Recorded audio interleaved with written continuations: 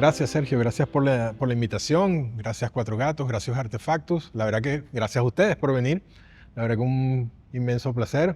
Gracias, Camilo, por aceptar conversar conmigo de ti mismo. Esas cosas pasan. No, lo mismo digo yo, ¿no? Qué bueno, que gracias por estar acá. Hay muchos amigos acá. Y además creo que somos un grupo que tenemos algo en común casi todos. Aquí yo veo muchos escritores, ¿no? Lo primero que siento es que los veo como un poco lejos, ¿no? Y siento como la necesidad de acercarme, pero no quiero romper las luces. Sé que hay una cámara y hay una historia, entonces no quiero arruinar esto, ¿no? Pero pienso en algo, porque veo a Carlos García Pandielo allá en la esquina, que es un novelista finísimo, por cierto, de Pinar del Río, ¿no? De Pinar del Río. Cuando nos conocimos, nosotros hicimos una amistad en un sitio muy árido, ¿no? En unas oficinas. Estábamos trabajando en un trabajo de oficinistas y nos escondíamos a hablar de literatura, ¿no? Y en una de esas me sacó un librito, me regaló un librito de Vilas Matas. No es el mal de Montano. ¿Cuál es el libro? Puede ser el mal de Montano. Es el mal de Montano. El mal de Montano es una enfermedad que tienen algunos escritores, una enfermedad de ficción, que no pueden vivir fuera de la literatura. Y yo creo que todos aquí estamos un poquito enfermos de eso, ¿no? Entonces, bueno, nada, entre enfermos nos entendemos, ya nos tomaremos unas pastillas y veremos O un vinito a falta un de... vinito y cómo lidiamos todos nosotros con esa enfermedad que nos junta en habitaciones negros en el sur de Miami, ¿no? De esta ciudad extraña. La caja negra. En la caja negra. Y volviendo a eso, para ya empezar nuestro diálogo, y hablando también de Carlos, Carlos presentó hace una semana un documental sobre Juan Ramón Jiménez. Él le dedicó, es un documental que él escribió, que él dirigió, que él produjo, perdón, con las uñas, como se hacen las cosas acá. Y le dedicó, qué sé yo, 7 años, 5 años, 10 años, a investigar a esta figura que de alguna manera él considera un predecesor, porque era un escritor que vivió en esta ciudad durante 2 años y que produjo una tremenda obra en un espacio tan desértico para los escritores, ¿no? Es un sitio donde uno se siente muy huérfano, ¿no? Una ciudad de centros comerciales, una ciudad muy filistea, una ciudad muy antiintelectual, ¿no? Y leyendo a Luis, lo primero que me cae en las manos, justo después de ver la película de Carlos, es un ensayo de ficción que se titula Hermosos Espejismos, que es precisamente un cuento, una historia sobre cómo él busca una estatua de Juan Ramón Jiménez en Miami, en Coral Gables, y se escapa del trabajo para verla y tal, y la consigue, no la consigue. Y bueno, yo creo que es un buen momento para comenzar, preguntarte por qué te parecía importante buscar esa estatua. Una buena pregunta, una buena pregunta. Para mí fue una sorpresa encontrarme con Juan Ramón Jiménez en Coral Gables. Yo no sabía que él había estado acá en su exilio después de salir por la Guerra Civil Española, y me encontré con este monumento que es muy peculiar.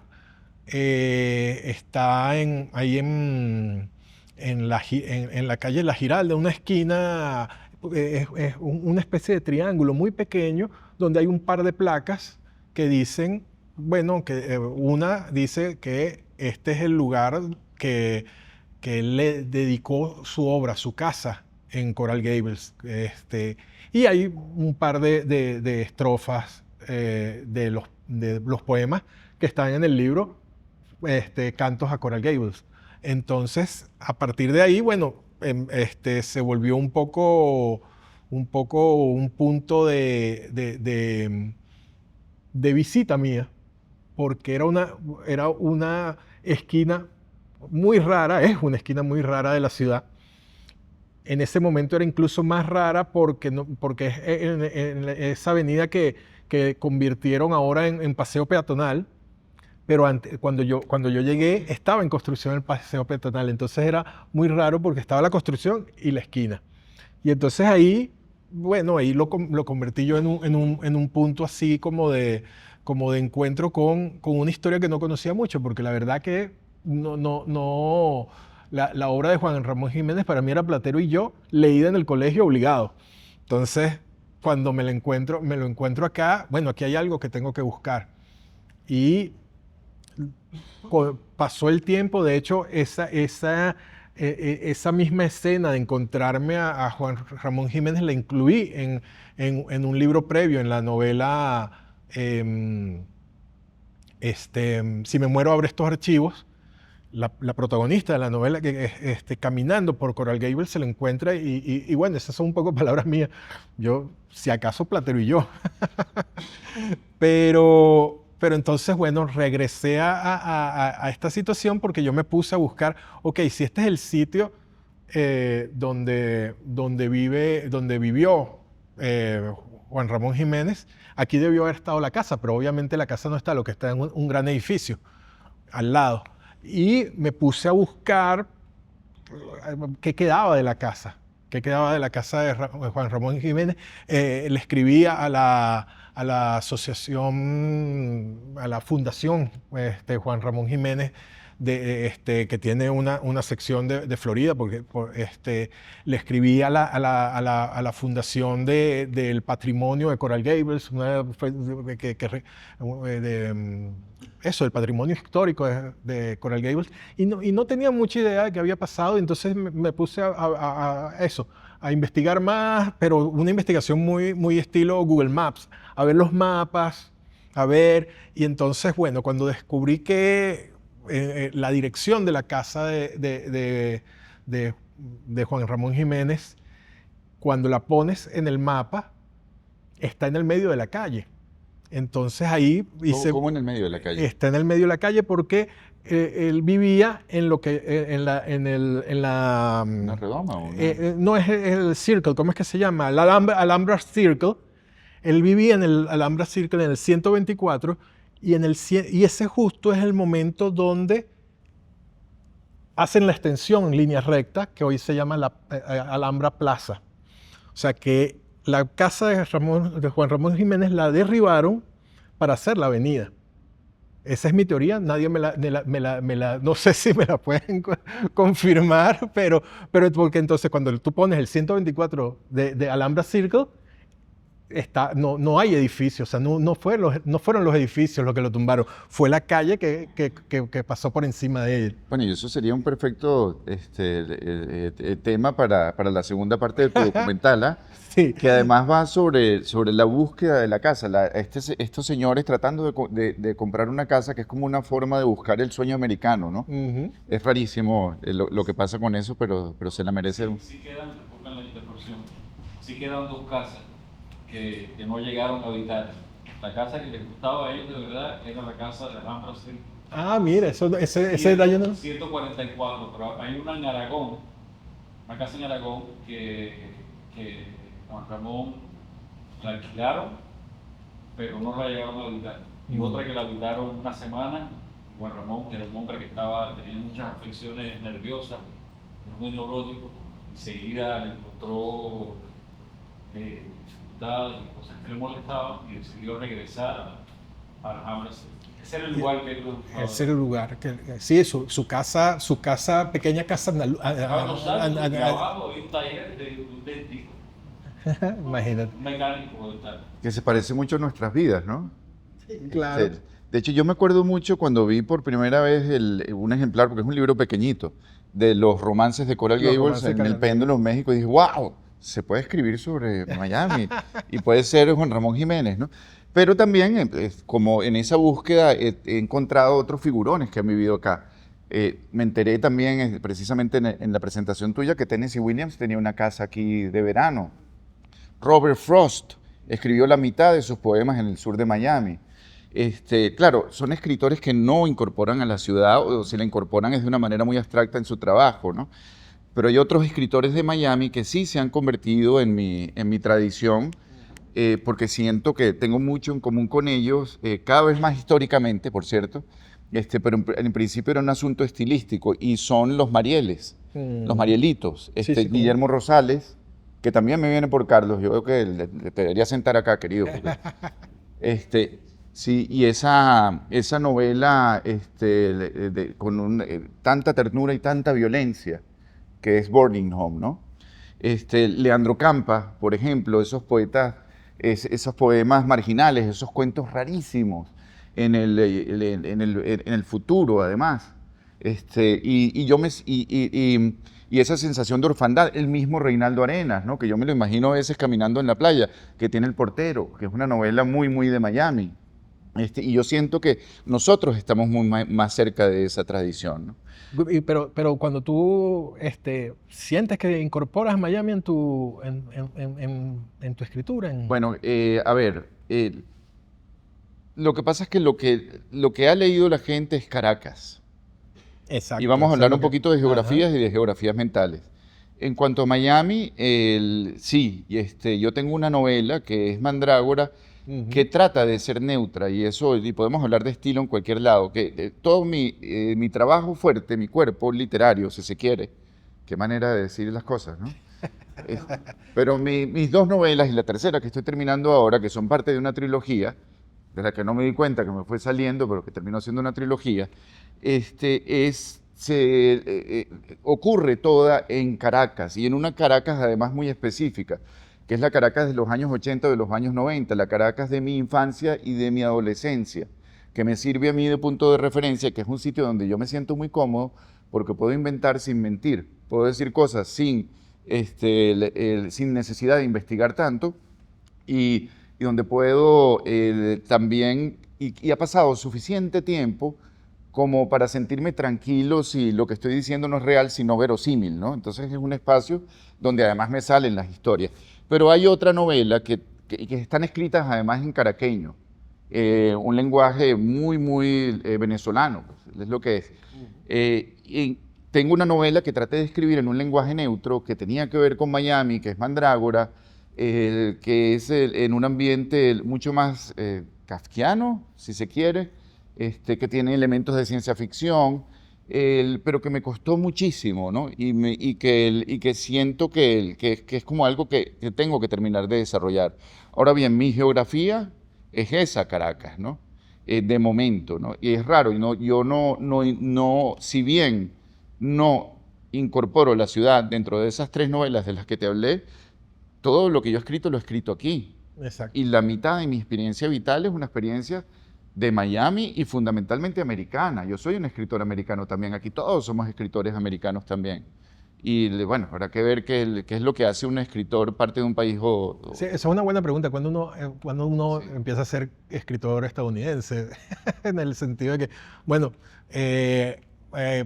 Estados Unidos ha sido muy bueno robándose escritores y artistas, porque uno va a los museos y siempre ve Duchamp. británico, Sí. estadounidense, ruso, estadounidense, cuando va venezolano, estadounidense, cuando uno se gana esa etiqueta, cuando te la aplican. Tus ciudades son Miami, Chicago, ¿no?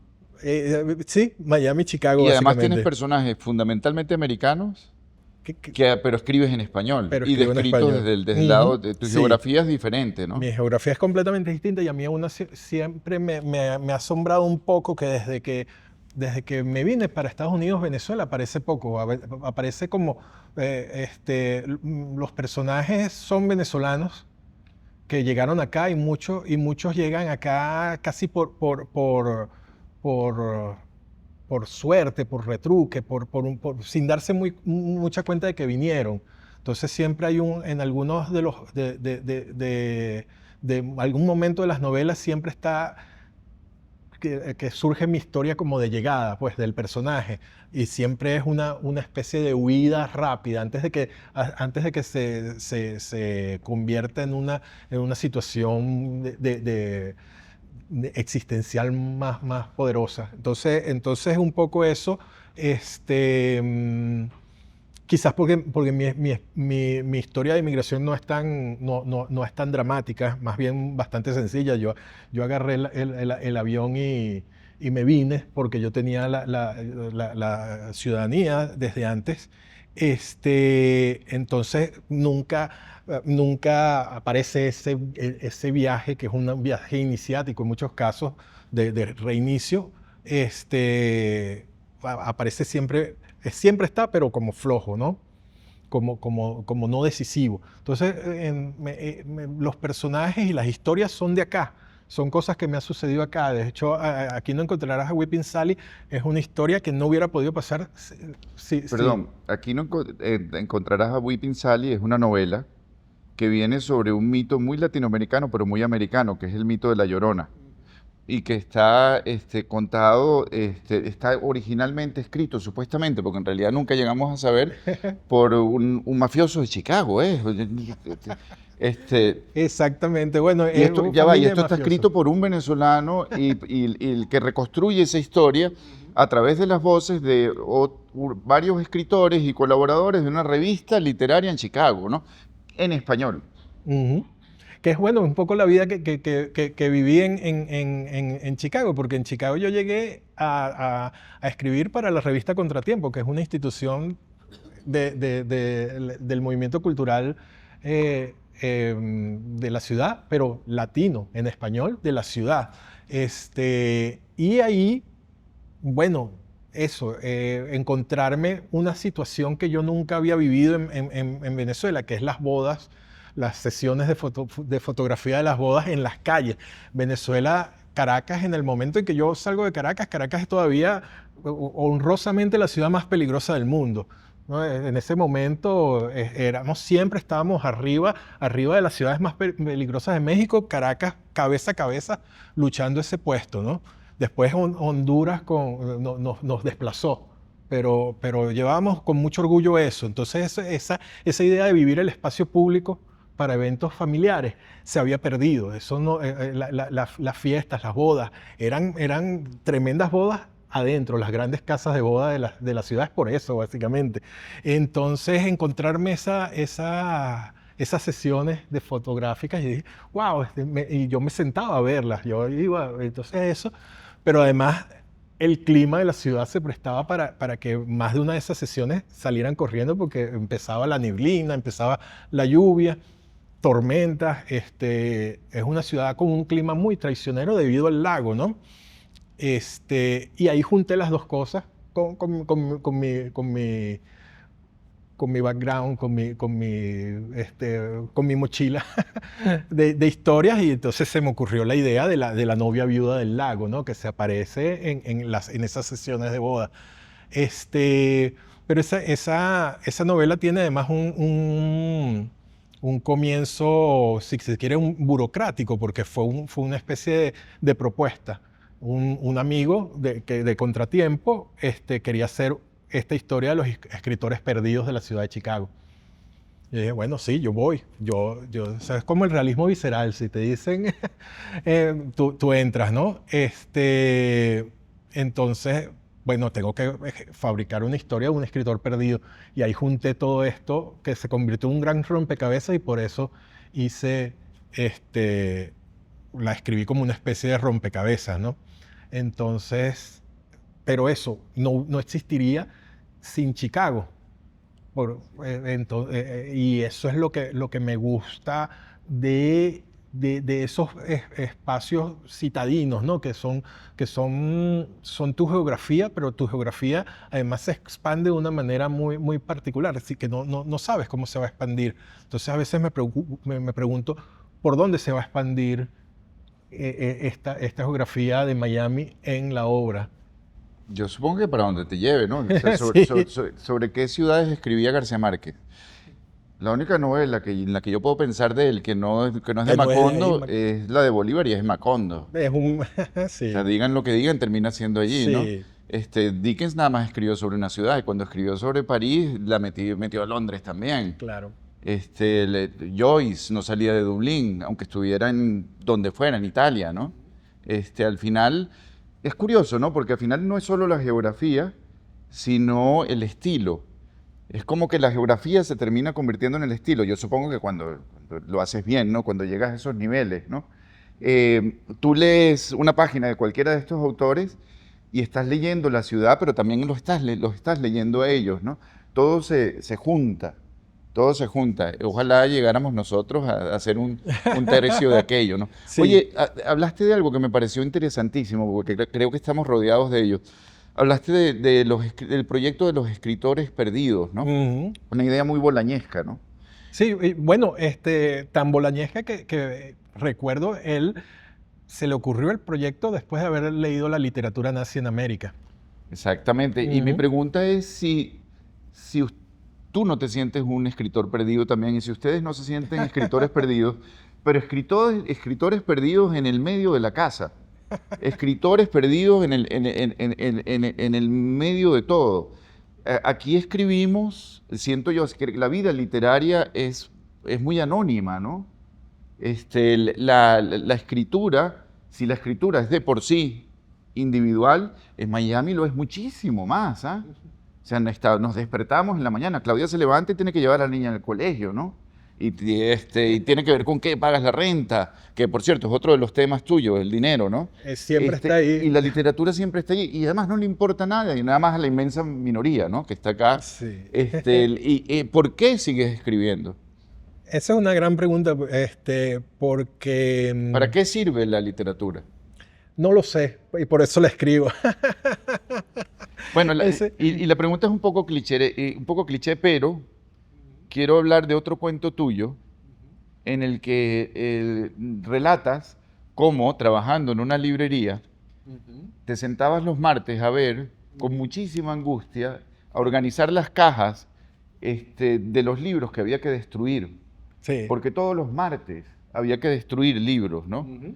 Y empezabas a jugar parece autobiográfica, no sé si lo es, ¿no? Bueno, tiene mucho Sí. ajá.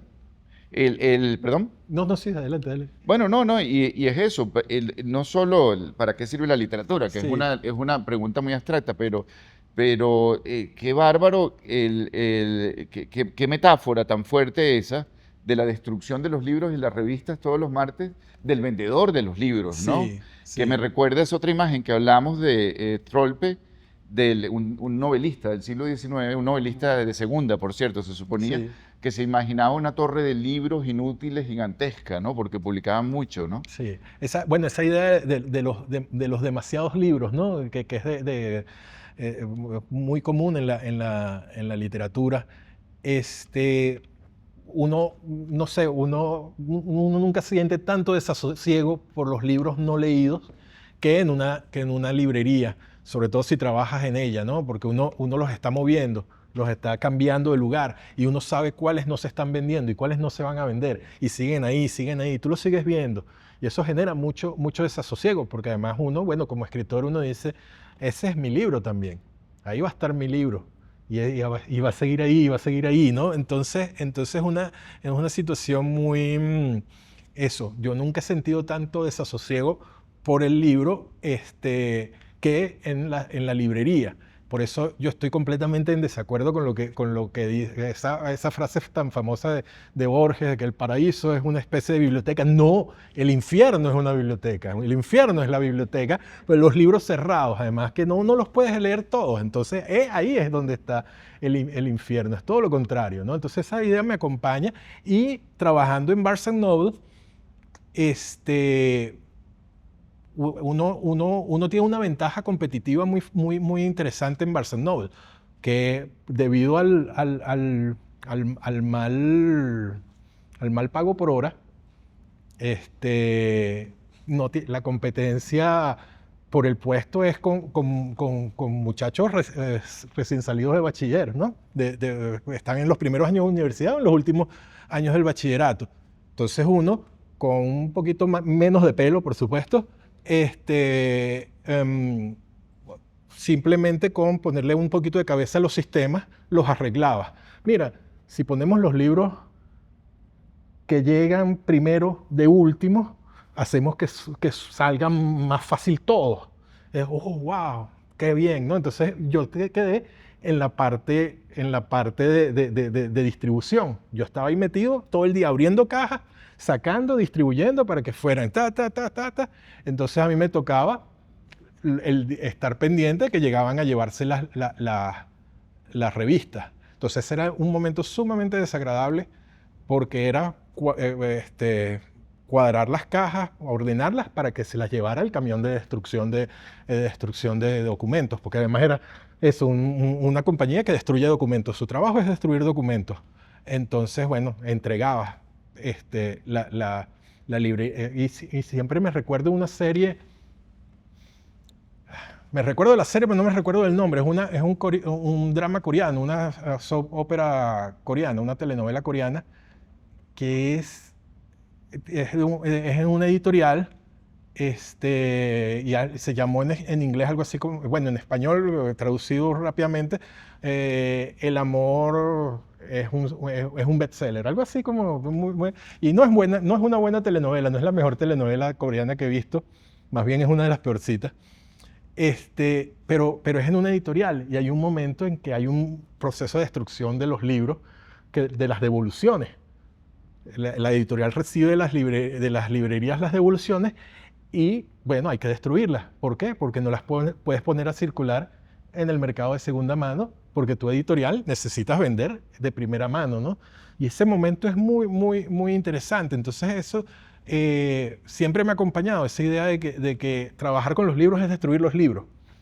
Y eso me genera mucho, un problema ahí. Entonces, no sé, siempre me he preguntado eso, ¿para qué escribo? Si es para el olvido o para algo más. Y siempre mi respuesta es para el olvido. No sé cuál sería tu respuesta a esa pregunta. No, mira, empieza con una pregunta que se me ocurre escuchándote a ti, que no es una pregunta mía, sino que es de Vallejo y que es muy conocida por todos nosotros, y es, ¿y si después de tantas palabras no sobrevive la palabra? ¿No? Que es una pregunta que a mí me pega mucho, sobre todo cuando veo a la gente no leyendo. Yo siento que el libro está a punto de desplazarse finalmente, y de que no nos damos cuenta, de que de verdad cada vez es más un objeto del pasado. Y lo veo en las nuevas generaciones y me encantaría decir lo contrario, ser menos apocalíptico, ¿no? Y me imagino que la literatura se va a transformar, se va a convertir en otra cosa, pero creo que en el momento en que se termine de separar del objeto, que va a llegar no ha llegado porque no ha aparecido la tecnología que supere al libro de papel. Pero ese momento va a llegar y va a transformar la literatura y se va a convertir en otra cosa, no necesariamente mejor ni peor, pero muy diferente a lo que se ha hecho en los últimos 2000 años. Y eso me da un poco de angustia, ¿no? Ya esa pregunta filosófica la lanzo para deprimirlos a todos y quedarnos todos intranquilos en esta noche, que además estamos viviendo tiempos tenebrosos. ¿Qué más vamos a hacer? ¿No? ¿Qué mejor que hablar de la... ¿Qué más podemos hacer, no? Luego todo está destinado a desaparecer, oye. Sí, todo sí. arte, incluso hasta Shakespeare va a desaparecer. Así que también hay que quitarse esa duda También, metódica. Pero cuando yo me hago la pregunta a título personal, ¿por qué yo escribo? Me respondo varias cosas. La primera es porque estoy enfermo. Y es mi naturaleza, y es la naturaleza de mi enfermedad. Y la segunda, quizás un poco más soberbia, y es porque escribir me ayuda a darle significado a las cosas y a darle significado a mi vida, de alguna manera, ya sea explicándola, ya sea narrándola. Y otra, un poco más soberbia todavía, y es que escribir me ayuda a trascenderme, a sacar algo de mí para alguien. Ese algo puede ser ese periódico que tú te imaginaste. Luis se imaginó un periódico escrito para una persona, por una persona, todos los días. Es la premisa de una de sus novelas, El último New York Times. A lo mejor ese algo es eso, a lo mejor es una novela que va a leer una persona y a través de la cual yo voy a trascender. A lo mejor es un personaje que le va a permitir, ahorita que estábamos hablando de las tradiciones, que le va a permitir a otro escritor hacer una obra superior y que se va a inspirar, incluso que se va a burlar de mí para llegar a otro sitio, ¿no? Pero siento que te inscribe inmediatamente en una tradición que es la tradición de la literatura, que ya ni siquiera es la traducción, no, bueno, desde hace mucho tiempo no es ni siquiera la tradición del lenguaje, es la tradición de la literatura, porque cada vez el lenguaje es menos una barrera, ¿no? Es menos una barrera. Esas son mis respuestas parciales y personales, ¿no? No sé si alguien aquí tiene una mejor. Y cuando, pensando en tu trilogía de Caracas, esa trascendencia tiene mucho que ver con esa ciudad que, bueno, que se quedó en una especie de limbo porque salimos, pero no, entonces no la vimos transformarse, sabíamos que estaba en transformación, sabíamos que estaba cambiando a ser otro tipo de ciudad, porque era otro tipo de sociedad también, pero no vivimos ese proceso o solamente parte, ¿no? Entonces no sé si ahí hay algo de Sí. encontrarte. Yo no he pensado eso. Y si alguien aquí piensa sus novelas a ese nivel, pues me empezaría a preocupar, ¿no? Como decía Borges, que todo lo decía, la inteligencia es enemiga del arte, a cierto nivel, y cuando la piensas Claro. demasiado. Pero, ahora que lo dices, se me Lo ocurre piensas que... a posteriori. Se me ocurre que no, que yo viví en una ciudad, yo viví en el momento de mayor cambio de una ciudad, que fue su pérdida de la inocencia. Claudia estaba allá, 1987, el Caracazo, el final de una era, ¿no? Que además fractura nuestra generación, como quizás fracture el trompismo a las generaciones que vienen, por ejemplo. No sabemos qué va a pasar, ¿no? Pero es un momento en el que, para quienes no sepan, ese ideal de democracia pseudocapitalista del siglo XX y de abundancia se enfrenta con el monstruo que ha construido en la sociedad con todas sus contradicciones, y los pobres salen a la calle en un momento de mucha necesidad, de un momento de crisis económica, y hay una gran matanza en la ciudad. Se habla de miles de personas. Nosotros éramos Sí, sí. adolescentes, quizás tú eras Sí, más sí, joven sí. que yo, pero no mucho más. No mucho más, no mucho más. No, ni de Yo vaina. estaba en bachillerato, pero Claro, y pasamos de ser unos niños que teníamos todo, que vivíamos en un mundo muy americanizado, que vivíamos en un mundo muy idílico, a vivir en un mundo donde no entendíamos las reglas y donde mataban, donde nosotros mismos nos estábamos matando, donde veíamos, por ejemplo, y esto nos lleva mucho al presente, donde veíamos al extranjero como un enemigo y como una persona inferior. Estoy hablando en un plural general, por supuesto, ¿no? Y entramos en una crisis enorme que nos llevó al chavismo y nos llevó a donde estamos ahora. ¿Qué pasa con las crisis? Que las crisis son buenísimas para la literatura, porque te llevan todo al extremo, ¿no? Te obligan a los personajes a tomar decisiones y a que pasen cosas. Entonces yo siempre entro en esa mina, yo siempre vuelvo a esa mina, siempre no, yo ya después de esta tercera no vuelvo a esa mina ni atado, ni del carajo, ¿no? Digo yo, claro, aunque y lo- además en Vallesamuro, que es la historia del 27 de febrero, justo cuando empiezan los disturbios del 27 de febrero, tomas una decisión muy interesante de estilo, que es todo, por conversaciones telefónicas. Todo el mundo está llamándose, que fue probablemente lo que sucedió, porque además era 1987, 89. No había celulares, era línea de casa, entonces las llamadas eran además más enérgicas, más de emergencia, ¿no? Entonces Claro. tú tomas la decisión de eso, de conversar, de narrar ese momento a través de las conversaciones telefónicas de la gente. ¿Qué está pasando? ¿Qué vamos a hacer? ¿Dónde está? Pero también con una negación, porque hay mucho de negación de que primero, bueno, lo que dices, son gente, extranjeros que están haciendo cosas. Esto va a pasar mañana, esto no es, Claro, esto bueno, es una tontera, esto es una exageración. tratando de leer Ujú. la realidad con la visión limitada que tiene uno. La visión limitada por los prejuicios, pero también por lo que sabemos. Una nueva realidad no la sabe leer nadie. Nadie. Es muy difícil, ¿no? Sí, Y son las decisiones estructurales que son muy raras. Yo creo que en nuestra generación está muy influenciada por el boom, ¿no?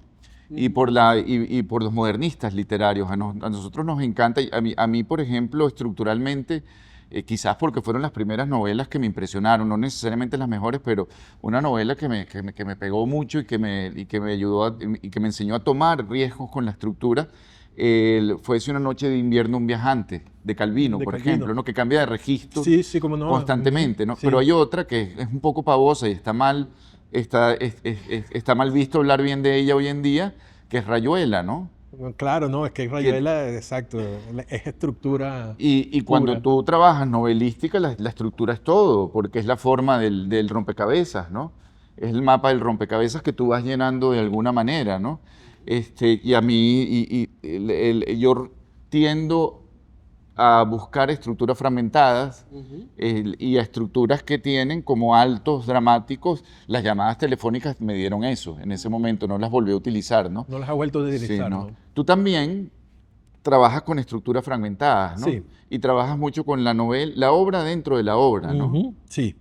Sí, siempre hay algo, ¿no? Siempre hay un personaje que está tratando de contar una historia, porque es, bueno, es también, para mí toda ficción empieza en mí mismo, ¿no?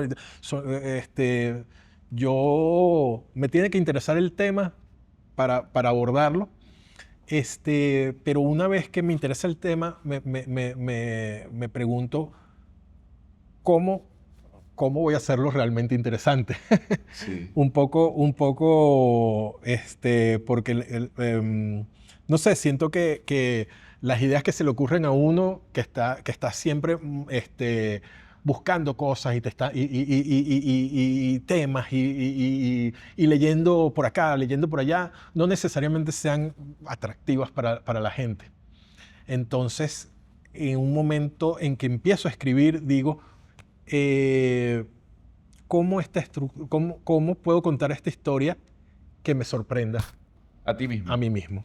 Porque si a mí no sé si a los demás los va a O sea, que te sorprender. mientes a ti mismo para poder hacer algo que la gente se crea. Probablemente sea algo de eso. Yo tengo que sorprenderme a mí mismo. Me tiene que interesar lo que sigue. Y eso implica que no tienes un mapa entonces, ¿no?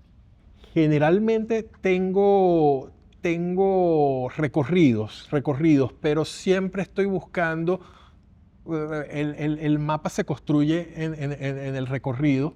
Y es la estructura al final. Exacto, la estructura la estoy buscando y la estoy contrastando contra mi propio criterio, que es lo único ahí que tienes a mano, ¿no? Que es, bueno, esto así está muy lineal o muy simple o muy directo, necesito otra entrada, necesito otro punto de vista. Estoy todo el tiempo ajustando la historia de esa manera. A mí me gustan las estructuras que se ven, ¿ah?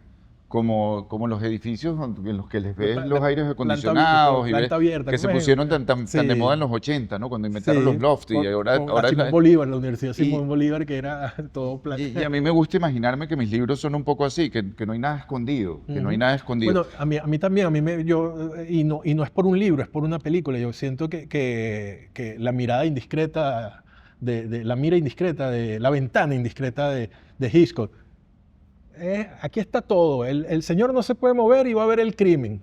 Y lo sabes desde el principio y te mantiene hasta el final, que no sabes cómo se va a resolver. Eso, poner todas las premisas del momento que se vean, igual te voy a sorprender. Bueno, creo, porque yo me sorprendí. Bueno, ya que estamos hablando de estructuras y nos estamos metiendo en temas aburridos, vamos a meternos en temas más aburridos todavía. Y vamos a hablar un poquito de estilo, ¿ah? Ay. No, porque yo creo que hay algo en común que quizás sea generacional y es que nuestro estilo tiene mucho de, entre comillas, antiliterario, ¿no? Que es una ficción completa, ¿no? Sí. Es una ficción completa. Sí, es la idea bueno, yo lo pongo como, y siempre lo digo, es Augusto Monterroso, que para mí es quizás una de las influencias más grandes. Una vez en un evento, porque fue en un evento ahí en el CELAR, que estuvo ahí conversando. Me acuerdo que el tema era muy raro, el tema, porque era hablar sobre el taller literario.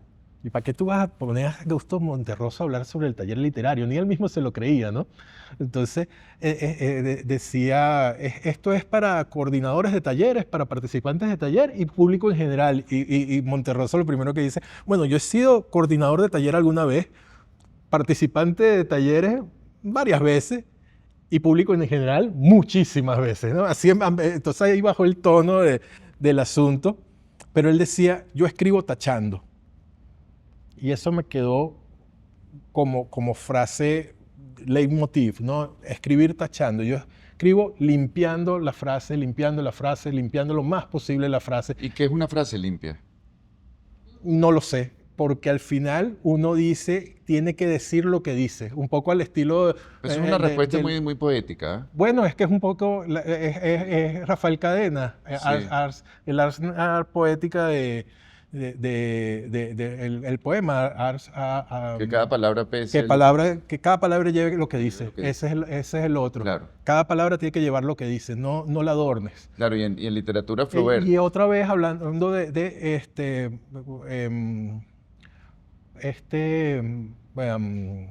Cortázar, no en Rayuela, sino en su cuento, en el libro de Cronopios y Fama.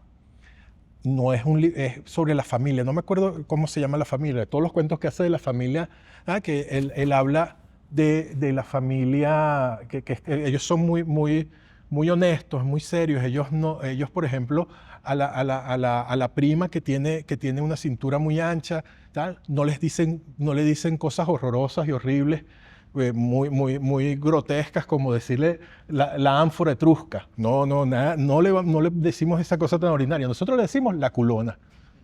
Y es un poco eso, decirle la culona, porque eso, que cada palabra lleve lo que dice. Coño, me dices Cronopios y Famas y me ruborizo. Porque a mí ese libro me gustaba tanto. Yo pensaba que era lo más grande que se había escrito en el siglo XX. Pasa Y aunque no lo he vuelto a leer, estoy seguro de que no lo era. Entonces me da mucho miedo volverlo a leer, ¿no? Hay cosas que dan miedo volver a ellas. Pero, sí. pero no lo sé, ¿no? ¿Cuál otra te...? No, pero antes te quiero decir, porque tu respuesta es que cada palabra lleve lo que pesa. Para mí, la frase ideal es la frase que te lleve a creerte lo que estás contando. La Muy frase bien. que se olvida, porque te Muy transporta bonito. a otro sitio, que deja de ser Sí. porque te lleva a ese mundo que estás construyendo. Ujú. La famosa suspensión de la credibilidad, del disbelief, ¿cómo lo traduces? Del creer, de la creencia, Sí. de Coleridge, ¿no? Ujú. Que además le decía algo muy bonito, le decía, el suspension of disbelief Ajá. tenía otro concepto que no se usa ya, que es poetic faith. Qué Fe lindo. poética, ¿no? Y Ajá. para mí la frase perfecta puede ser grande, puede ser rimbombante, puede ser barroca. Normalmente es limpia y es lineal, pero es la frase que me lleva a mi propósito, que es armar mi historia. Y eso implica una textura, un registro, y si quieren nos ponemos más técnicos, ¿no? Y bajamos más la cosa. Pero yo es cuando porque claro, porque esto es siempre muy a posteriori, ¿no? Uno lo dice y suena que uno está escribiendo así, pensando que cada frase lleve lo que dice, que No, limpie, y no no. es así, ¿no? Entonces, ¿en qué momento uno construye eso? Bueno, yo cada vez que escribo vuelvo a aprender a escribir. Y yo creo que aquí le tiene que pasar mucho a la gente. Sobre todo los que, bueno, no quiero marcar una diferencia, pero mi experiencia es casi siempre con la novela. Y la novela es un compromiso muy largo. Y cuando inventas la novela, tienes que volver a inventar un mundo. Claro. Y tienes que volver a inventar un lenguaje. Y coges cosas que ya hiciste, pero no te funcionan. Y yo siento que siempre estoy volviendo a aprender a escribir y que siempre escribo la misma novela muy diferente. Okay. Cada vez me doy más cuenta de eso. Antes me preocupaba, ahora me parece buenísimo. Porque no es la misma novela. ¿Ah? Y tú eres quien se da cuenta de esos patrones. Quizás lo que esté haciendo es lo que debería ser, desde mi punto de vista, el sueño de un escritor, que es lograr un estilo. Que implica crear una geografía, tener un mundo, tener unos personajes, que es lo que yo quisiera hacer, es a lo que yo aspiro a hacer. Que lo haga hoy no, bueno, ya decidirá otra gente y el tiempo, ¿no? Porque, coño, trabajito lleva. ¿Y romper el estilo te ha interesado o no? Sí, bueno, cuando he tratado me han salido muy mal, porque esa es la otra. Uno tiene que saber cuáles son sus limitaciones, Claro. cuáles son sus defectos, o tratar de entenderlos, y para eso es muy importante que te lea otra gente, con mucha sinceridad y aprender a escuchar, ¿no? Aunque también hay que resistir. Y bueno, y casarte con tu estilo, ¿no? Lo que sea que es al final del día. Pero claro, yo creo que todos nos hartamos. Uno escribe un libro de poemas y con un tono y dices, no, yo no vuelvo a escribir más así porque yo quiero trascenderme y ahora voy a hacer sonetos. Y ahora yo voy a hacer una novela lineal. Uno de mis sueños es hacer una novela lineal del siglo XIX, un marriage plot con un matrimonio al final. Daría la vida por esa vaina. Pero no me sale. No creo que me salga, a lo mejor me sale próximamente, quién quita, ¿no? Bueno, a mí siempre, a mí me fascinan es los misterios literarios, sobre todo las falsas atribuciones, ¿no? Eso es una cosa que siempre me ha gustado y siempre encuentro historias de falsas atribuciones, desde el tristemente célebre poema Distantes que le atribuyeron a Borges. Ese tipo de historias siempre me ha gustado, ¿no? Entonces siempre estoy encontrando eso, problemas de autoría. ¿Quién contó por primera vez la historia, ¿no? Y no sé, como uno se abre a ciertas cosas, uno encuentra ciertas cosas, ¿no? Las búsquedas siempre te llevan de alguna manera a resultados preestablecidos, ¿no? Entonces, en el último New York Times me pasó que bueno, buscando a esa persona que escribió o no escribió, si existía o no existía el periódico, el New York Times de John D. Rockefeller, me encontré con que la historia del New York Times había una exactamente igual en Argentina, pero para un presidente argentino. Que entonces uno dice, bueno, esto yo no lo sabía y me lo encontré y fue el final perfecto para una cosa que no existía antes de empezar a escribir la novela, por lo menos no existía en mi cabeza, ¿no? El periódico de Iragoyen, un anciano, un presidente muy anciano que supuestamente le escribían las noticias buenas nada más para que no se perturbara. Y uno dice, bueno, esa historia, ese mito se ha echado tantas veces a distintos niveles, ¿no? En distintas historias, y no sé si lo estamos viviendo ahora, porque nuevamente, porque cuando uno ve que las frases de la realidad que manejan los líderes son tan distintas a las de uno se pregunta si los periódicos de Iragoyen no están escribiéndose en muchos lugares, ¿no? Entonces, los temas te buscan, o sea, uno busca los temas, pero los temas te buscan a ti de alguna manera, porque uno desarrolla una especie de visor, ¿no? Y de sensibilidad. Son estos temas que me atraen y al final, bueno, entonces la repetición o el estilo va muy de la mano, esa sensación de que, bueno, esto ya yo lo escribí, tengo que cambiarlo. Pero vuelves ahí porque esos son los temas que te interesan. Yo pienso que eso es bueno y te voy a contar por qué, pero antes me recordaste con lo de las faltas de autoría, algo que se me había olvidado por muchos años. Fue una cosa loquísima que me pasó a mí cuando estaba escribiendo Vallesamuro, que era mi primera novela. Cuando uno escribe un primer libro, uno deja el alma allí, ¿no? Que yo es todo. Y en un momento perdí una parte del manuscrito y como tenía miedo de perderlo, me mandaba correos a mí mismo con con la novela completa, ¿no? Y en una de esas me llega un mensaje de mí mismo diciendo, ¿tú eres escritor? Yo respondo, sí, yo soy. Oye, me vuelve otro mensaje larguísimo diciendo, yo me llamo Camilo Pino, yo vivo en Bogotá y yo soy programador, pero yo quiero escribir una novela. Wow. Y me llegó esta novela. Y yo pensaba que era una broma pesada. Me la leí toda en 2 días. Es malísima.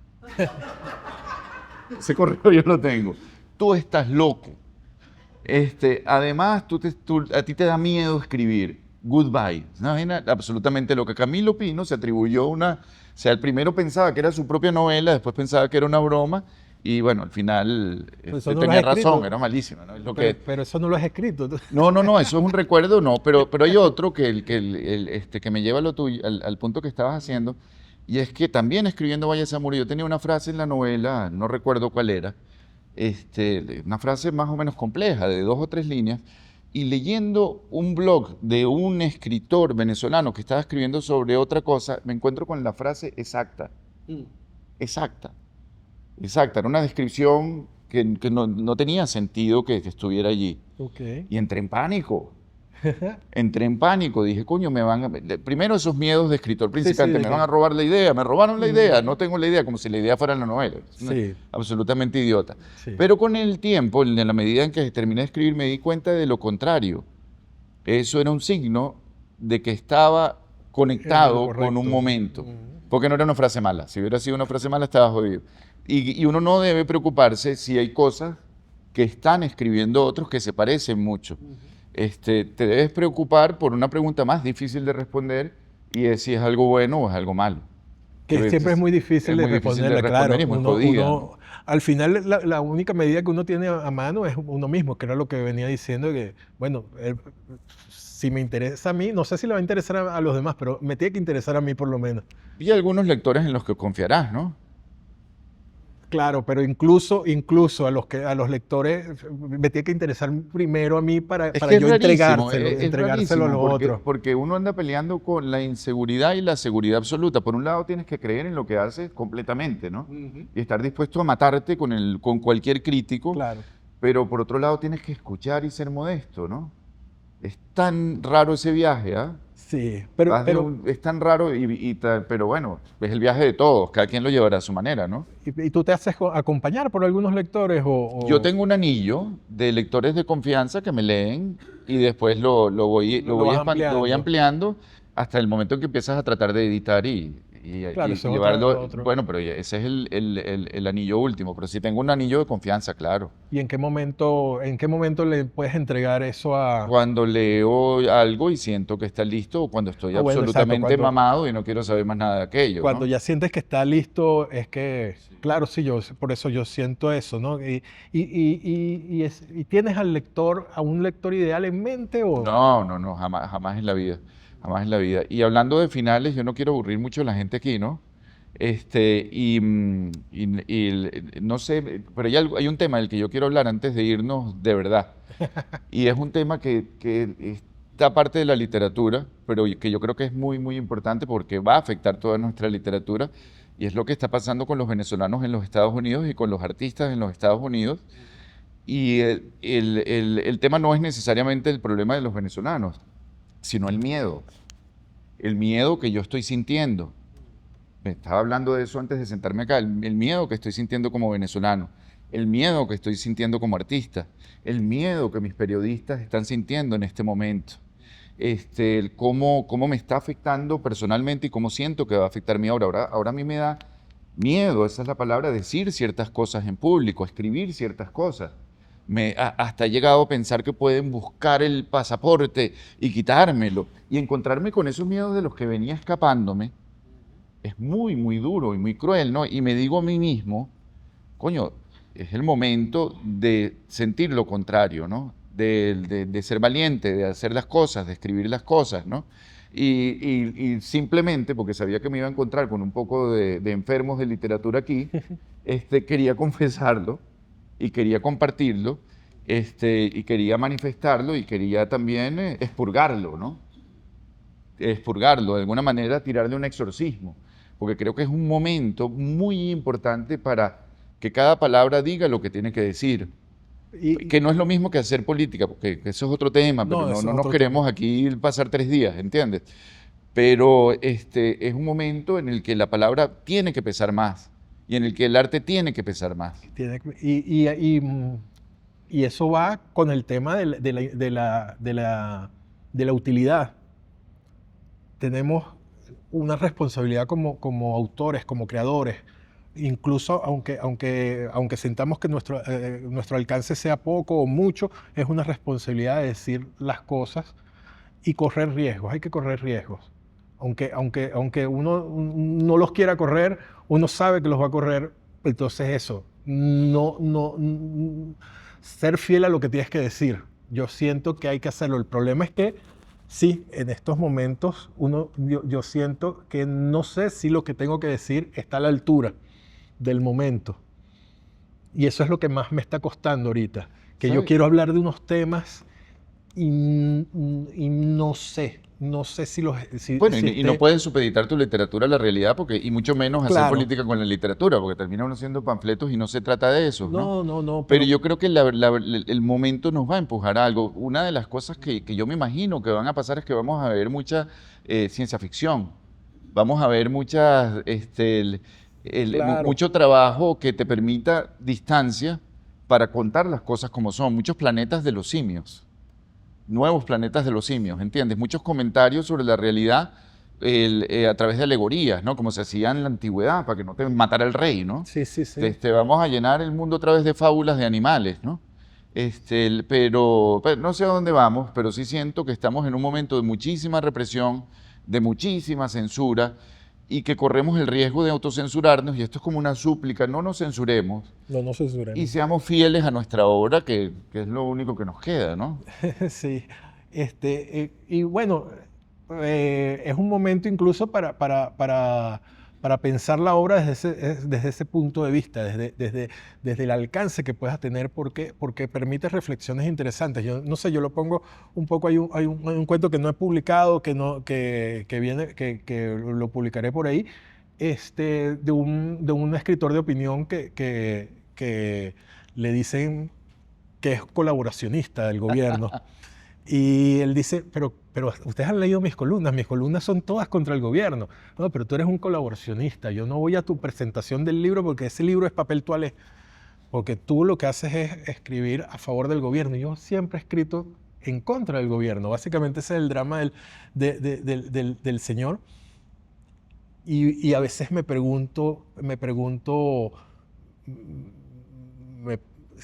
qué hay que hacer para realmente, qué riesgos hay que correr y qué riesgos no hay que correr Sí. como autor, ¿no? Entonces eso es lo que ahorita me tiene muy... ¿Qué rol puedo...? Qué fácil es responder las preguntas de otro y qué difícil las de uno mismo. La respuesta más obvia es, bueno, hacer el mejor trabajo que puedas, oye, y no dejar que la realidad te lo limite. Eso es muy abstracto, pero creo que es un mensaje importante, ¿no? Sí, pero la realidad limita mucho. Bueno, no, y la realidad... sobre todo en forma de factura por pagar. Bueno, no, eso es otro tema. Que siempre está presente en mi literatura, porque yo creo que hay mucha literatura que se hace sin presupuesto de los personajes. Y yo creo que de vez en cuando hay que hacerle presupuesto a los personajes, porque hay muchas historias que tú dices, bueno, señor, pero este señor en algún momento tuvo que trabajar para hacer todo esto. En algún momento tuvo que... a mí eso me desconecta mucho de muchas historias. Los ingleses son buenísimos. Trolpe es el que escribe mejor del dinero. Bueno, tú me lo dijiste. Pero es una cosa fabulosa. Todos los libros y Austin. Claro. Austin es todo, y además es el matrimonio como contrato. Claro, Y el tema del dinero es un temazo. Es que es un tema importante. Bueno, ahí está la novela esta Trust, ¿no? Hernán Vera se llama, como nuestro Hernán. El autor de Trust. No sé cuál es, la verdad. No. Sí, la que se ganó el Premio Nacional de Literatura. Sí. Okay. Creo que se llama... Hernán Díaz. Exactamente, disculpen, claro. Hernán Díaz. Exactamente, pero Trust es sobre ese tema, es un temazo, el tema del dinero, pero bueno. Sí, es que bueno, ¿cómo es que se llama? Si me muero abro estos archivos, básicamente el señor estaba haciendo un presupuesto de cuánto dinero perdía por escribir su obra.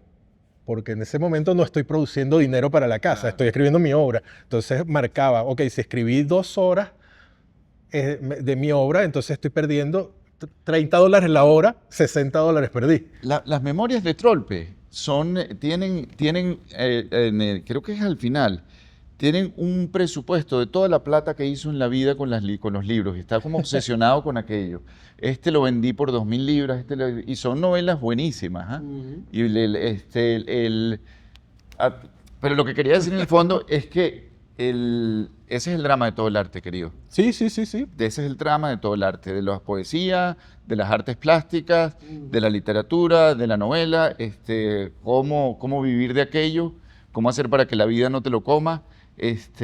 Muy pocos terminan viviendo de la literatura, solo los muy buenos o muy sortarios, o las dos cosas a la vez.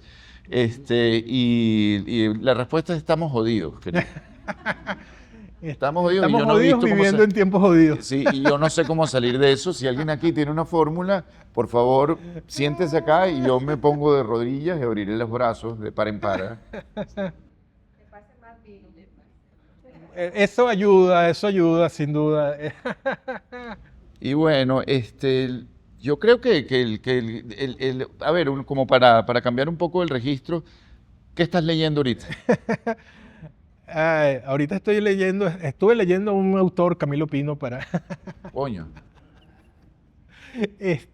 Mira, yo soy un escritor o un lector muy desordenado. Entonces, el que estás leyendo ahorita es casi del momento. Mañana estoy leyendo otra cosa como que no tuvo nada que ver, ¿no? Entonces me cuesta mucho responder esa pregunta. Generalmente en los últimos años he estado leyendo mucho autoras asiáticas, principalmente coreanas y japonesas. No mucho autores asiáticos, no me conecto mucho con ellos, me conecto con las de las mujeres. Y pocas veces me sucede lo que me sucedió con la novela Han Kang. Yo la había leído toda, no tenía nada que leer nuevo de Han Kang. Yo las conocía de pe a pa y de hecho me llegó la novela más reciente, que claro, yo me imagino que apuraron la publicación de esa a raíz del Nobel y a los días la tenía y ya la había leído también porque soy un super fan de ella, de Ogawa, la japonesa que escribió la Policía de la Memoria, que para mí es el libro que relata mejor estos tiempos neofascistas que estamos viviendo. Para Sí, mí, cuenta la premisa de la Policía de la Memoria, porque es muy interesante. la Policía de la Memoria está en este país. Una isla. Exacto, es una isla semificticia, no sé, pero que en algún momento se decide que ya no se puede recordar las sillas. Entonces van desapareciendo los se objetos. desaparecen las cosas que se decidió que no se podían recordar. Entonces, bueno, las sillas, entonces ya no hay sillas. Las flores, se desaparecen las flores. Pájaros. Los pájaros. Entonces, todo eso es una novela realmente... Y hay una policía, ¿no? Sí, la persona que recuerda es enemiga del sistema. Entonces, es realmente una novela brillante, hermosa, y para mí o sea, cuando dice eso, que estos tiempos estás en el centro de 1984, ¿cuál es? Fahrenheit, siempre se me olvida el número, 950, tal. No, estamos en los tiempos de Memory Police. Y la prosa es muy suave. Bueno, es sí. muy linda. ¿Eh? Sí, sí. Bueno, digo yo, porque habrá que ver que traducen eso, ¿no? Exacto, la Una traducción es farsa, muy toda esa- linda. Claro, la traducción es muy linda. preciosa, sí. Pero a mí y Mieko Kawakami también me fascina. Esa es Mieko Kawakami, la de All the Lovers in the Night y... La del profesor viejo. Es una no, bueno, no. No, porque la otra, Breast and Eggs, es la otra. No sé cómo, si la llamaron pechos y huevos en español, no sé. Sí, no sé si la llamaron así, no sé cómo la llamaron en español. Me pasa que las leo en traducciones al inglés, las traducciones al español no me gustan mucho de las autoras asiáticas. Y luego estoy leyendo también siempre mucho latinoamericano. Me está costando leer europeos, españoles no estoy leyendo casi nada, no me gustan. No sé qué están haciendo, pero no me gusta nada lo que están haciendo. Incluso Menos Juan Ramón Jiménez. ¿Eh? Que menos murió. Juan Ramón Jiménez no, pero claro, los clásicos y la cosa, pero los actuales, ¿no? Quevedo, ¿cómo? Y Los Quevedo. actuales. Y eso lo digo grabado por eso que decíamos que había que decir cosas peligrosas, ¿no? No me gusta lo que se está haciendo en España. Y lo que están publicando, no sé. En las latinoamericanas me gusta mucho Fernanda Melchor, me gusta mucho Brenda Navarro, me gusta mucho Álvaro Enríquez. Fíjate, nombré 3 mexicanos directos, vamos a ver si se me ocurre María José Navia, para decir alguien chilena, aunque ella está viviendo en España, y el último libro que lo publicó con Páginas de Espuma se le pegó lo español, porque no me gustó nada tampoco. Entonces, bueno, no sé, ¿y tú qué estás Sí, leyendo? no, pero una pregunta peligrosa. ¿Qué es lo que no te gusta? O no sé, la verdad, no. Porque hay algo de más que tienen en común. ¿Qué es lo que no funciona?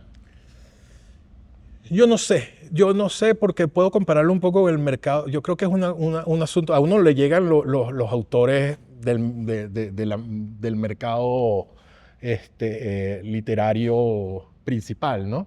Y yo creo que hay un asunto de posición de dominio, que como es un mercado cautivo, que saben que simplemente lo alimentan con lo que salga y va a responder el mercado, no es una prosa innovadora, no son temas innovadores, no es interesante. Hay mucha escritura muy pensada en abastecer al mercado, disfrazada de obra literaria.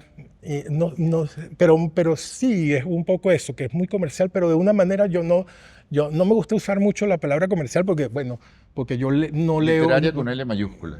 Un poco, sí, porque yo no estoy leyendo muchas casas pequeñas, no tengo acceso demasiado a eso, ¿no? Yo dependo mucho de lo que llega acá y lo que llega a la biblioteca, entonces no sé si es que sea simplemente comercial o no, pero no sé, no. Y estoy hablando de autores, estoy hablando de el de Patria.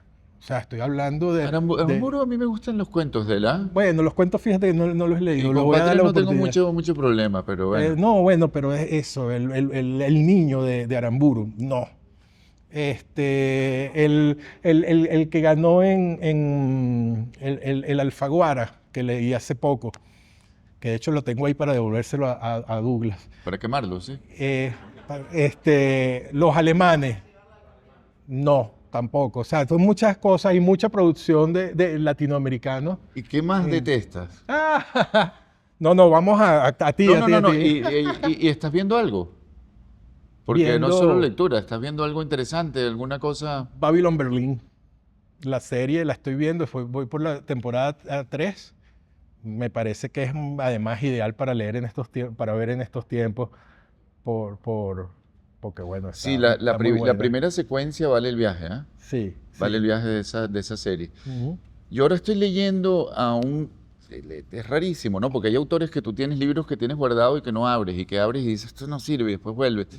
Pero de repente me agarró por el cuello un libro que tenía de hace muchos años de Europa Press, porque me gustaba mucho la premisa, de un surafricano que se llama Damon Galgut. No lo conozco. Bueno, él se hace famoso hace 3 años porque La Promesa, que es su gran novela, ya tiene 9 libros publicados, pero se hace famoso con La Promesa, se gana el Booker. Ok.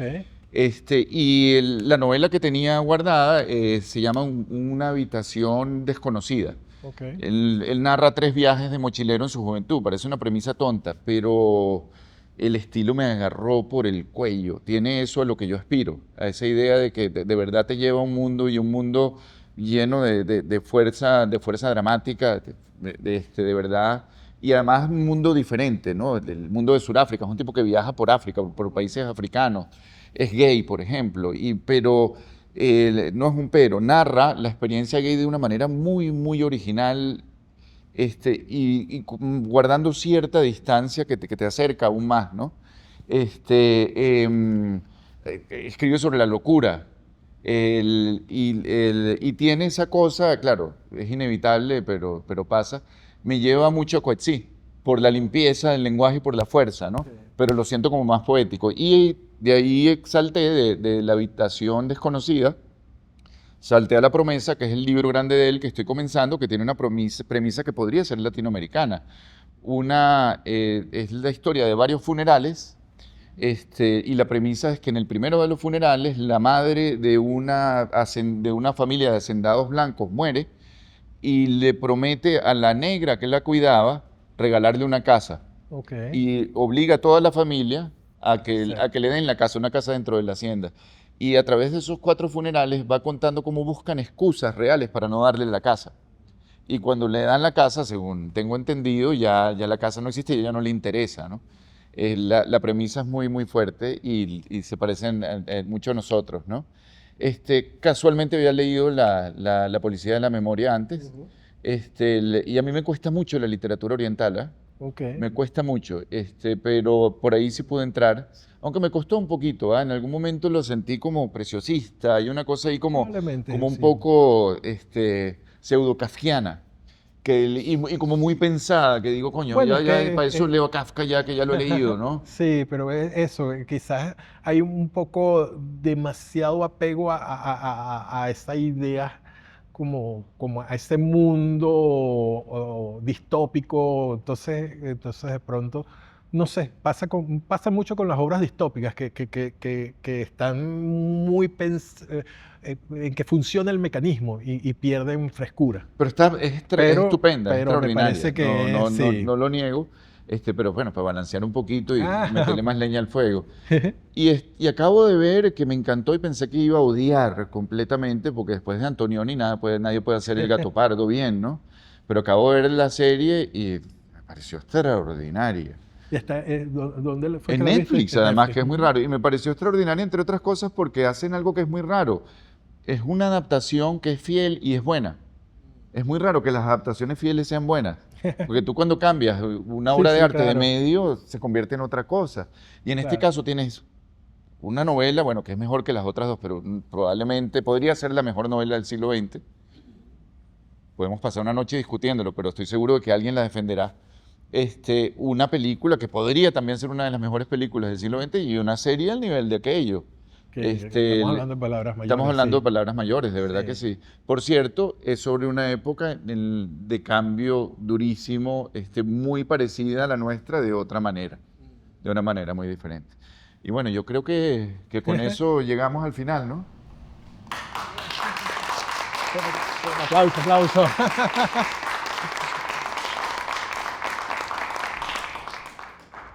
Yo siempre que estoy en escenarios así, admiro a los actores, porque yo no veo nada, yo estoy encandilado desde hace rato. No, quisiera, bueno, no sé si alguien quiere preguntar algo, ¿no? También a ustedes, después de escucharlo. Bueno, me ha parecido muy interesante la conversación y debo confesar que no he leído la obra de ustedes. Pero la idea es que Pero ahora sí, ahora tenga sí, ganas. y deberían estar los libros aquí para que uno los pudiera comprar, pero se van a conseguir. Pero me parece muy interesante esta visión tan sí, caleidoscópica desde la estructura, desde los estilos, desde la escritura como necesidad vital, pero también como objeto de estudio, de exploración. Y mi pregunta iba un poco hacia cómo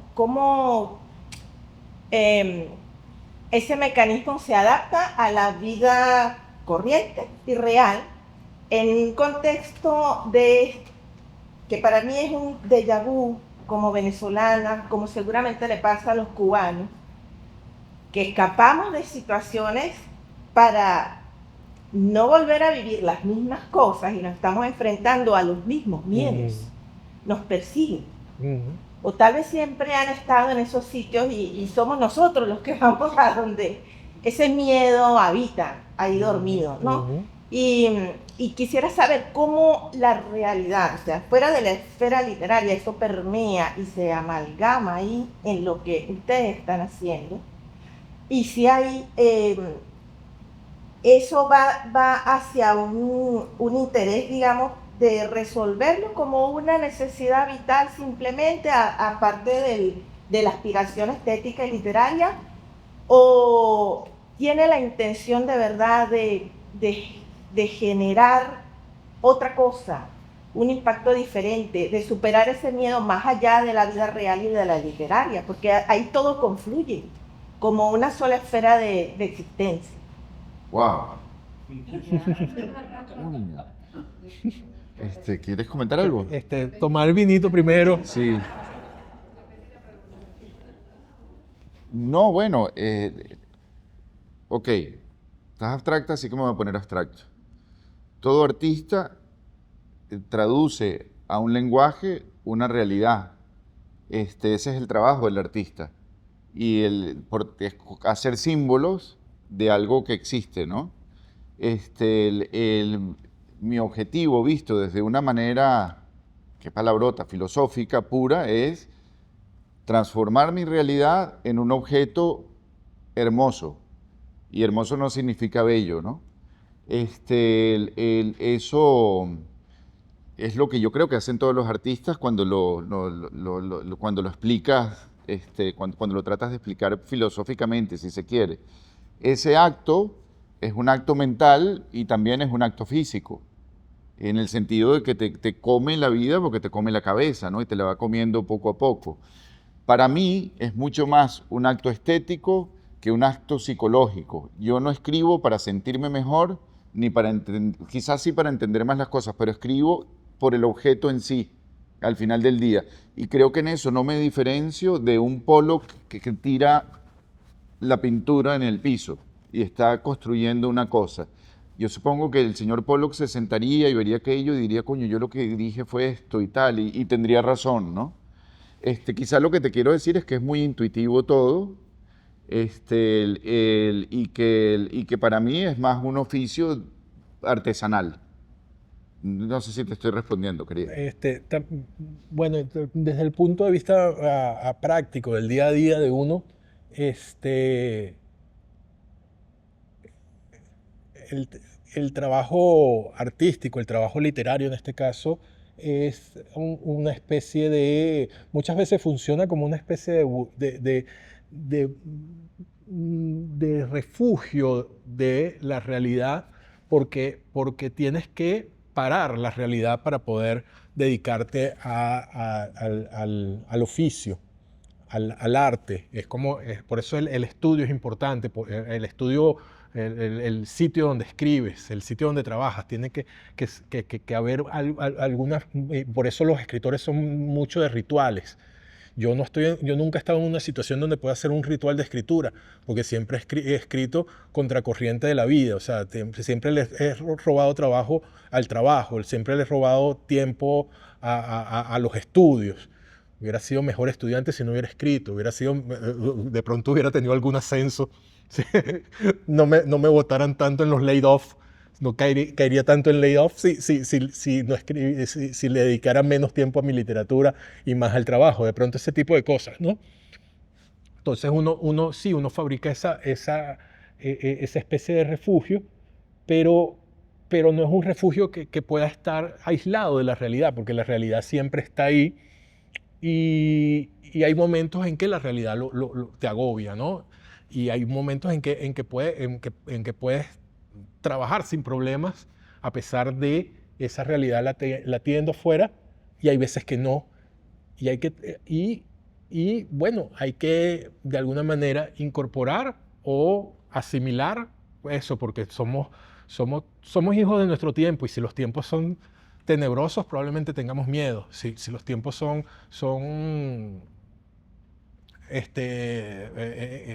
inseguros, o los tiempos son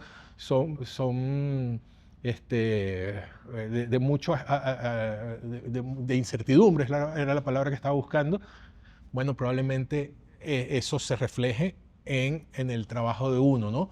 Pero a veces es el estímulo que necesitas. Y ese es también como artista, como escritor, bueno, a veces necesitas los tiempos difíciles para producir más.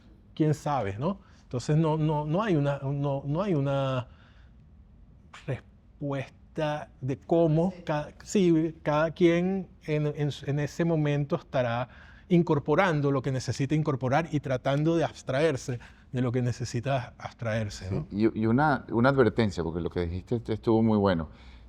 Para quienes no se hayan dado cuenta, yo creo que aquí todos nos hemos dado cuenta, ese refugio a veces es una cámara de torturas, ¿ah? Claro. Por ejemplo, el día en el que te diste cuenta de que la habías cagado con tu decisión del uso del tiempo, o con una decisión estructural, y que la novela no va a funcionar si no haces un cambio radical. No duermes por 3 semanas. Y no me las quiero dar de un poeta atormentado. Lo que quiero decir es que ese refugio tiene su lado oscuro también, ¿eh? El látigo de Capote. El látigo, ahí está. Sí, porque no se preguntan, pero es que no leen tanto y trabajan, tienen que trabajar, o sea, al mismo tiempo que van leyendo, van escribiendo y van trabajando. Nah, yo creo que eso es un poco exagerado. Te voy a decir algo que a mí me cambió la vida con toda esa historia. Una vez leí una historia de un periodista de la BBC el año en que Dickens cumplió 100 años, que se había leído toda la obra de Dickens en un año. Y le preguntaron, ¿cuál fue el truco suyo para leerse toda la obra de Dickens en un año? Bueno, leía 1 hora al día y no era un lector rápido. Tú lo que necesitas es 1 hora al día y 1 hora de escritura o 2 horas que se convertirá en más. Es un poco como ese chico que tú ves en la calle que tiene abdominales. Pero ese señor lo que hace es trabajar 1 hora al día en eso. Se parece mucho. Se parece mucho. Eso me lo dije yo a mí mismo. No. Y me ha ayudado. Para mí es suficiente. Yo trabajo con mínimos. Es 1 hora al día, 1 hora de lectura, 1 hora de escritura. Se tienden a crecer cuando la realidad me lo permite. Pero si no me lo permiten y yo solo aguanto eso, voy a poder leer todo Dickens en 1 año. O el equivalente, porque soy un poco más lento. Pero no, yo creo que es más de disciplina, creo que es más un problema de distracciones. Y todos las tienen, o sea, todos se agotaban, todos se agotan. Son muy pocos los escritores que pueden escribir 12 horas al día y que pueden trabajar. En mi caso, yo creo que es persistencia y constancia y que poco te lleva mucho. Pero bueno, eso es lo que me funciona a mí.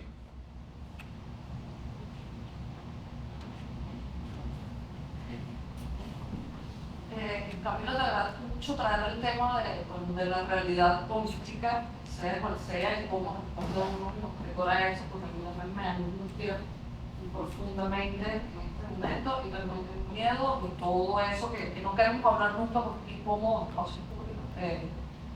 Pero escuchaba a los dos y pensaba en esas maneras de responder. No pienso mucho en los escritores que respondieron directamente, en los escritores contestatarios, en los escritores que se atrevieron y bla, bla, bla, pero creo que hay tantas maneras de responder.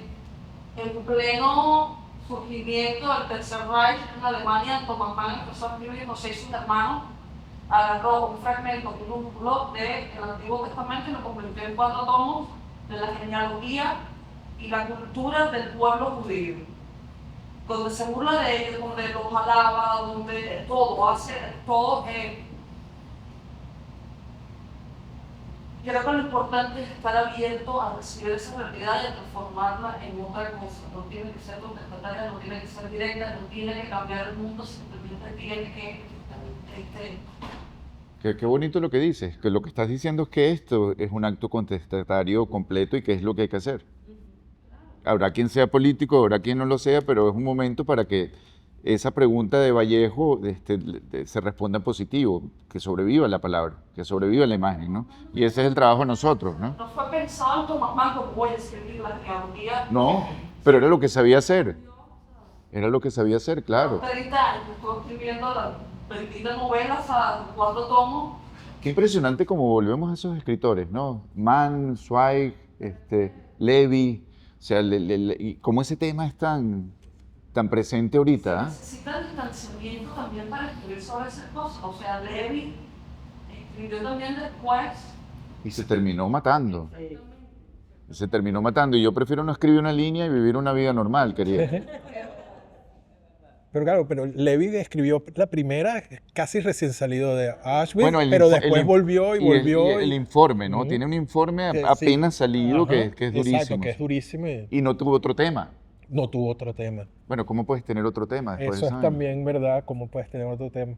¿Y para qué? Sí, a Celan, o sea, cuando uno lee los poemas de Celan, que son poemas profundamente políticos, porque política es una palabra muy amplia. Claro, claro. Y creo que también uno como escritor tiene que tener en cuenta que política es una palabra hermosísima, una lástima, que la estoy gustando, que puede responder de muchas maneras a eso. Yo sé, la alegoría, la metáfora, o no, si voy a pasar el México con mi bandera, que la iglesia.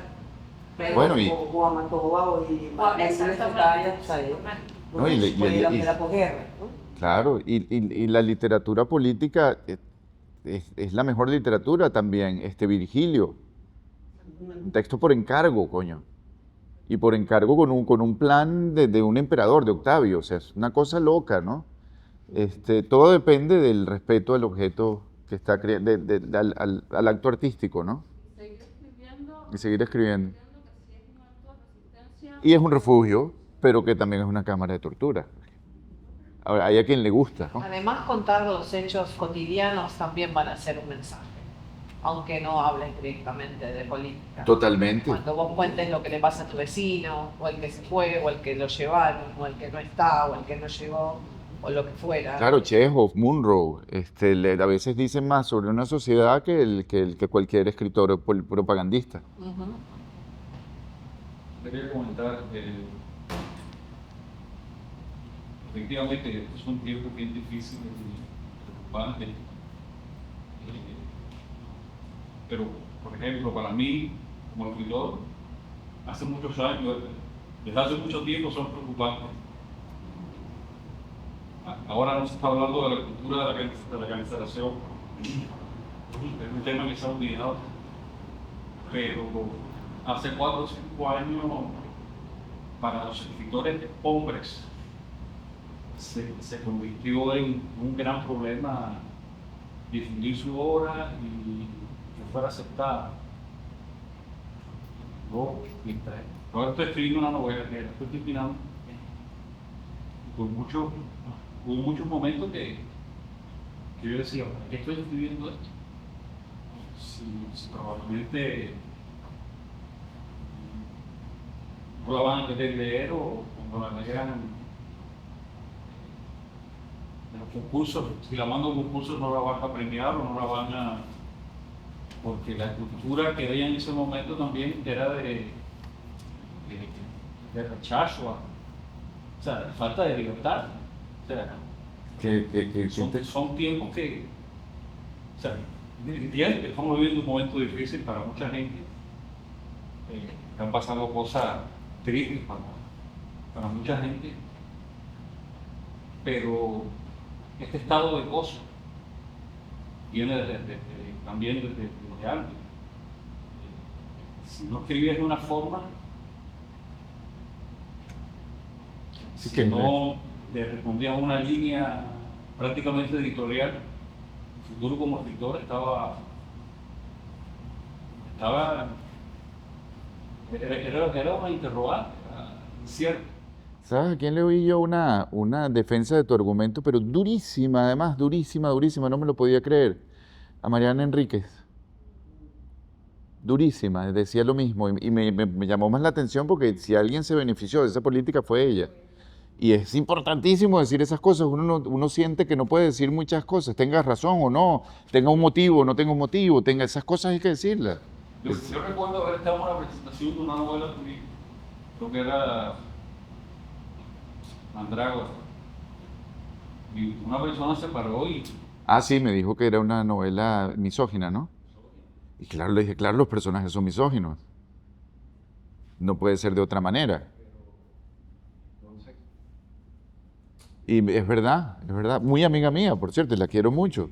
Pero bueno, pero yo estaba ahí también, yo recuerdo eso. No dijo misógina, dijo escrita por un hombrecito. Hombrecito, qué fuerte. Yo, bueno, sí, es un hombrecito aquí. Qué fuerte. A mí se me había olvidado, me acordaba que el entrevistador estaba borrachito. Y que yo también un poquito, de eso sí me acordaba. Esa parte...